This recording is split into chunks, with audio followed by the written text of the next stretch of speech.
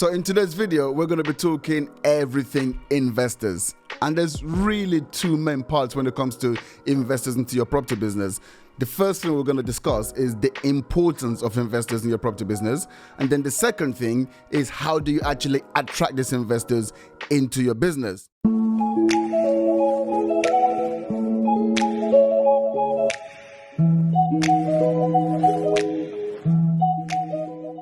You're thinking of these people, thinking hundreds of thousands, millions of pounds. You're putting these people on a pedestal and just really feeling like it's going to be unachievable to actually get in contact and in touch with these people.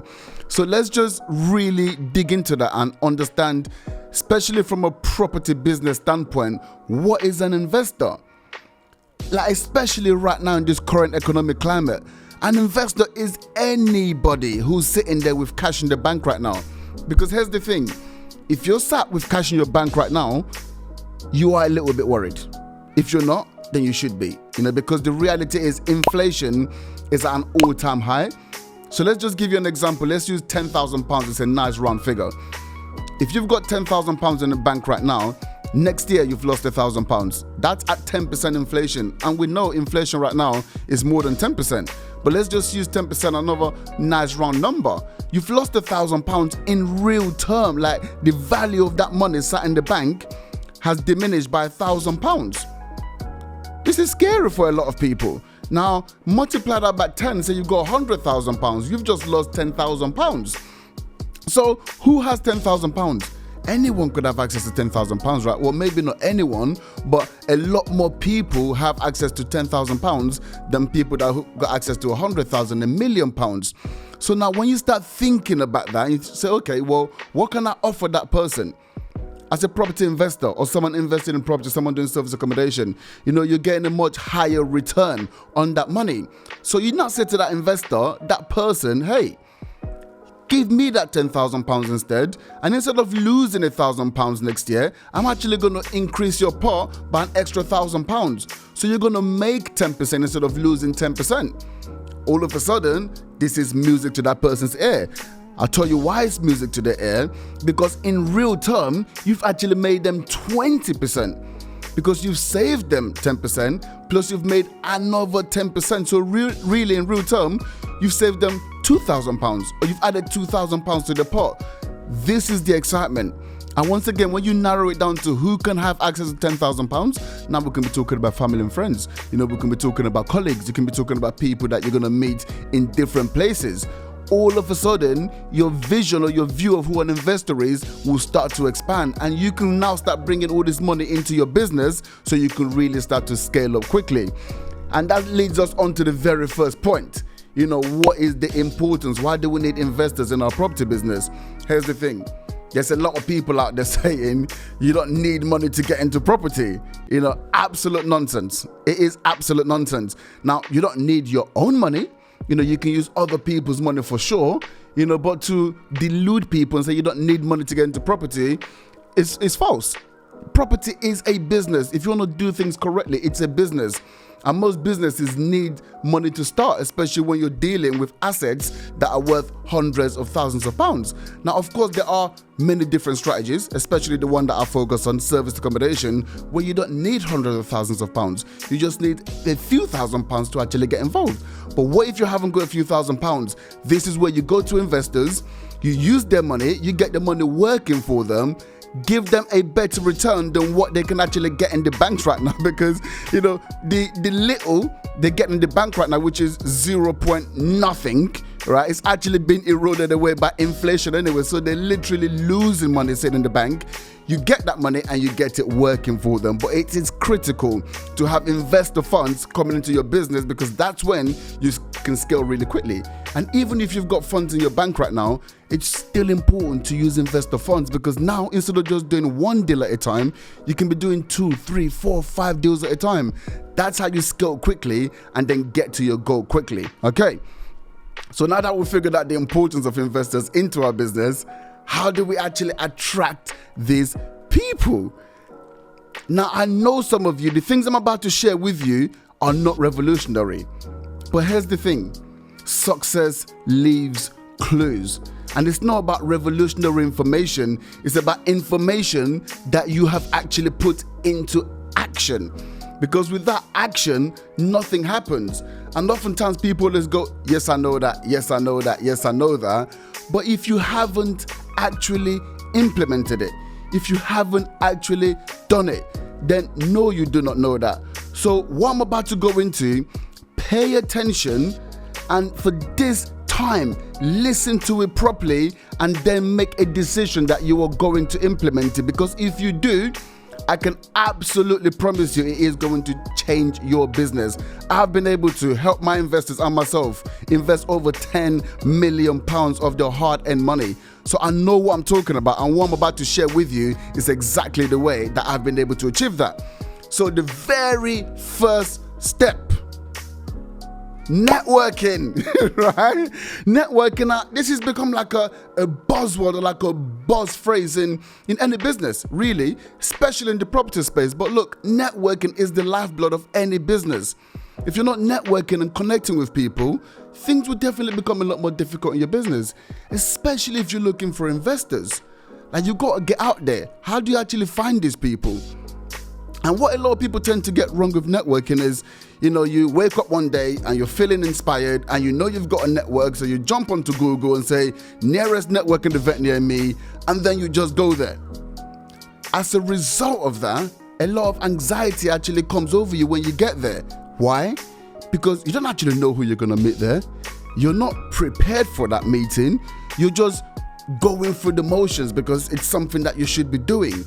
To really get the results from networking, you have to do one major thing, and that is set the criteria. You have to be in charge, right? So when you set the criteria, what do I mean by this? I mean, you determine what networking events do I need to go to meet the people that I need in my business. So if I'm looking for investors, for example, I say, okay, where can I find people who have money and I've got very little time, and with my knowledge and my experience, I can actually help them get that money working for them. Where are these people who've got money and are busy? And when you get the answer to that question, you then go to an event or a location where you can find these people. Like, it's literally this simple, but the reality is no one is doing it. But here's where it helps your psyche. Because now you know this environment you're walking into, you know exactly who's going to be there, you're more prepared for it. You know what language to be using when you get to that event. You know how to position your business to appeal to these people, because you know the exact people that you're going to be meeting there, because you've already set the criteria. Just this little step alone will completely transform everything for you. Because look, failure to prepare, then you're preparing to fail. But once you have prepared for that networking event, you know who's going to be there, you've prepared how you're going to position your business, the type of language you're going to use to attract the right person, and how you're going to position your business so it is attractive to them and they can see a direct path to monetization. It is going to transform your business. So that is the very, very first step. It is a must. You have to get out there and network. So that's step number one. Step number two. Now, this is one that a lot of people naturally, well, not naturally, but yeah, a lot of people are scared of. It was something that I was also scared of myself. And me sat here right now looking into the camera speaking to you, you might not believe that. But the reality is, I wasn't big on social media before. I'm actually a very private person. My private life is my private life. But here's the thing, this is business. And marketing is the lifeblood of any business. So if you're not visible and no one can see you, then no one knows what you do. They're not going to just walk over to you and say, hey, I want to give you my money. And the reality is, when you think about business, right, there's something called law of averages when it comes to sales. So law of averages means if you speak to this amount of people, you're going to get this amount of feedback. Some are going to say yes, some are going to say no, some are going to say maybe. Now, you can go around having that conversation one-to-one. So let's say you speak to 100 people, you can have 100 different conversations, or you can jump on camera, as I'm doing right now, and speak to 100, 200, 300, 1,000 people in one conversation. And guess what? You get the same law of averages, and you're still going to get those no's, you're still going to get those maybes, and you're going to get those yeses. But guess what? You have had one conversation, right? And the beauty about this conversation is this conversation remains online forever. So anytime someone goes there and watches this piece of content, you're going to be getting those same results over and over and over again. Now, I do get the anxiety. I understand sometimes you're a bit scared to put yourself out there and you're thinking, what should I actually put out there? Don't worry about trying to impress people or trying to sell to people. Just give information. Just give value, just like I'm giving right now. I'm just simply giving you some steps, and as a result of that, you know that I know what I'm talking about. And that's it. So with social media, Gary Vee said it best. He said, document, don't sell. Just talk about your process. So if you've just started out and you've just registered your business today, tell us you have just registered your business. Because guess what? If I'm someone who's completely new, I'm not in this property space, you just telling me you've registered your business and the steps that you took to register your business is actually massive value to me. I'm okay, this person's professional. Oh, look at what they've had to do. They've had to do this, they've had to do that. Wow, this is credible.